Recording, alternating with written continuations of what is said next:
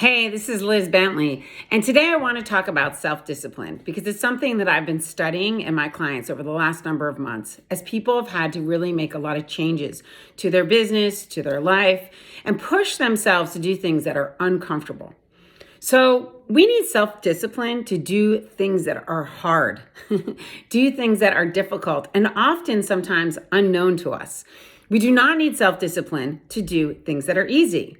However, even though we know we need to do this, we are often sabotaged by ourselves.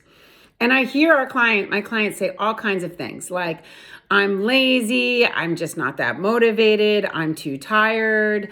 They'll say it's not my why am I really doing this? It's not my meaning. They'll come up with all kinds of ways of trying to get out of doing something that is really actually very challenging. And what I've found is that the root of struggling with self-discipline is actually fear. Every time I have a client struggling with self-discipline and we dig into what's really going on, it's always based in some kind of fear. Because what we find is that it's easier to not try and therefore not fail than to try really hard and risk failing. Okay? Because see, we all love to imagine ourselves as a better version of ourselves. We like to imagine ourselves 10 pounds lighter, a little bit richer, in that promotion, in a better life or relationship or whatever it is. And we always like to think that we're actually working our way there. But sometimes we're not. Sometimes we're just staying in the exact same place.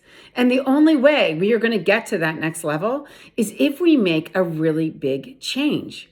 And that change is going to require the self-discipline to do something we're afraid of and do stuff that is unknown and difficult. And so we need to get those excuses out of the way and get that fear out of the way. So here are my tips.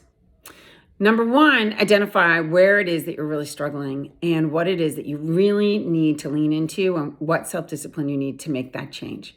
Number two, stare at that fear. Identify what that fear really is that is stopping you. Recognize that you're going to work really hard at whatever it is you're about to do, and you are going to fail. You are not going to succeed. It is not going to be easy. It's not going to just happen all of a sudden. It's going to take a lot of tries. But four, recognize that you're capable of doing anything. And you can make that change. And you can make all of those shifts, but you can't do it if you don't start working at it really hard right now. So don't be afraid of failing. Lean into the fear and go get it. Thanks. This is Liz.